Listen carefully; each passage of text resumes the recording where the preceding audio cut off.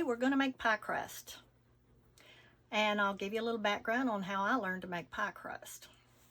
I was really young.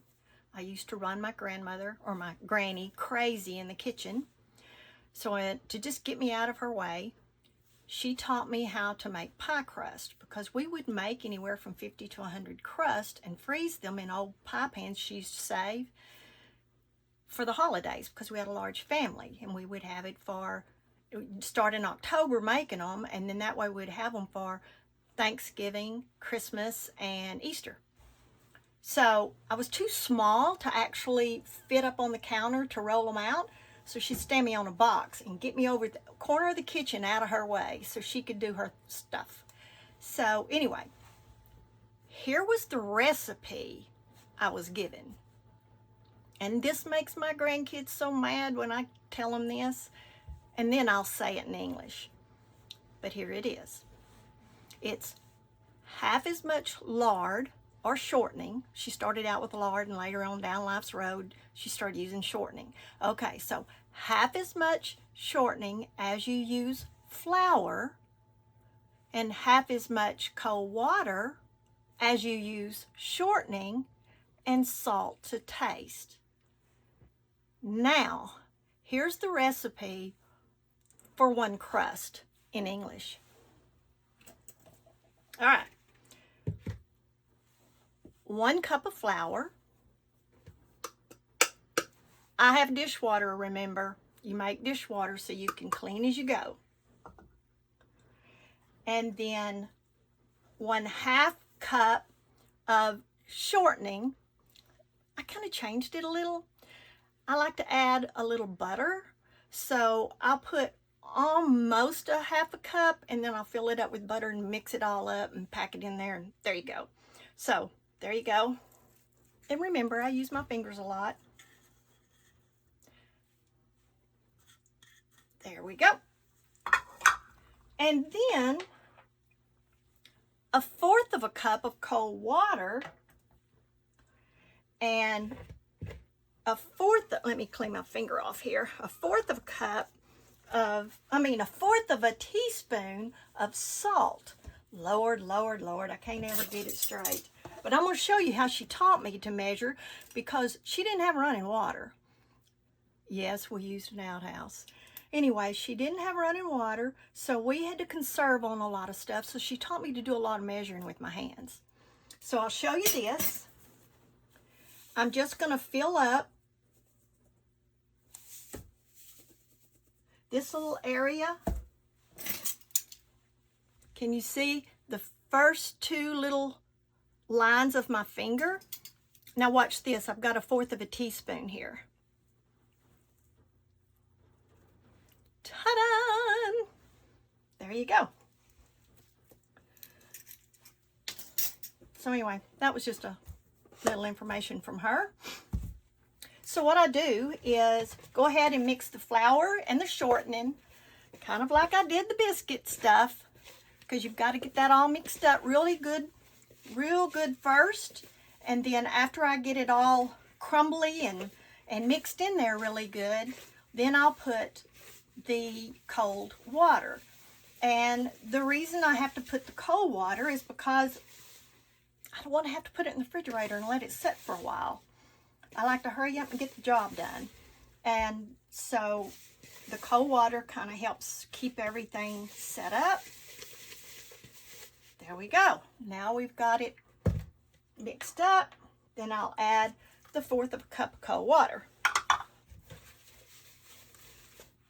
Remember? Okay. Got this mixed up really well. Doesn't take but a minute.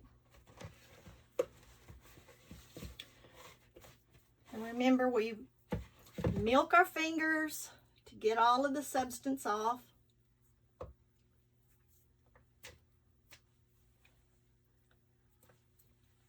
Add a little flour.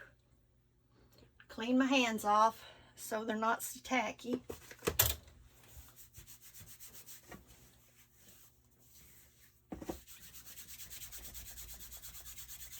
Okay, now we'll go ahead and put this crust out rolled up. I'm just going to use a little cheap pie pan. It's kind of whopper jawed. I can tell it a little bit. But anyway, I'm going to use just a cheap pie pan that I got like at, I don't know, I guess I got it at Walmart. Who knows? That way I can give it away, because my husband doesn't like pecans. And we grew pecans on our little hobby farm. And that sweet Jared, or Jerron, I don't know why I call him Jared, Jerron that bought the place, has agreed to let me come get pecans up there. And besides that, listen, they are pecans. They're not pecans. A pecan is what we used when we didn't want to go to the outhouse at night. So it's a pecan. Okay, now that we've got that straightened out, all right, now we'll get the rolling pin. Gotta flour it up. Make sure you wash the rolling pin before you use it. I wish I could show y'all the rolling pin my granny used. It was, or that I used at my granny's. It was my great grandmother's rolling pin. And it started out with 2 pins, but it ended up with none. Over the years it got broke. So I used it, and it just had one for a while till my granny ended up breaking it, and then I had to finish using it with none. Okay, so we'll roll it out. I like to kind of flour the surface a little.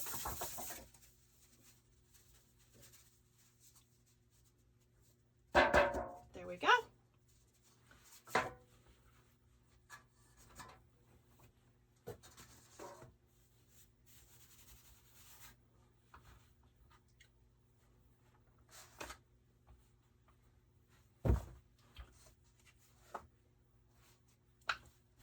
Now I'm kind of a little old-fashioned, a little weird, but that's just me. Let me get a knife.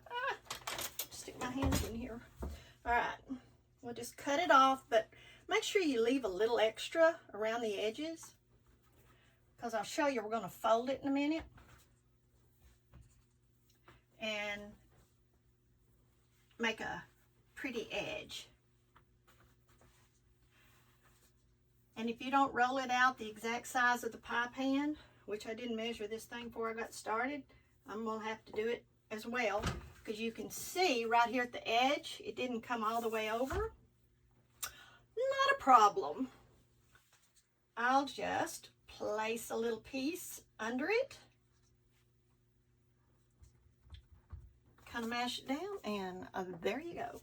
Now, I'm going to fold all of this all the way around. Well, here was another little piece I didn't get in there good. Okay. And we'll do some folding.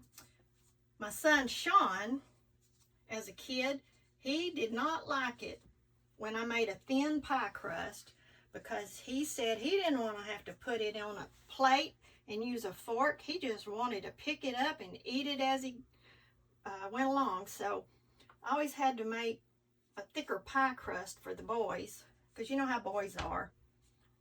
They just like to eat and run. Okay, so now I've got it folded. So what I'm going to do next, I'm going to get my finger and I'm going to shove it up and pinch it. Shove it up, pinch it. And that's what makes it kind of pretty around the edges. You know, it's got to be pretty. Can't just taste good, it's got to look good too. We'll do this all the way around. And then also, if you are going to make a, because I'm going to make pecan pie later on to let you see it. But if you wanted to make the crust up ahead of time and have like a top crust, you can just fold it up and then put it in a bag and keep it in the freezer or refrigerator. Depends on how quick you're going to use it. But here you go. And it's got all the pretty little edges around it. So that's one pie crust. So I will come back later. I'm going to clean all this up, and I'll make you another video in a little bit of a pecan pie. Okay, hope you enjoyed this, and I hope you learned something. Let me know if you make any.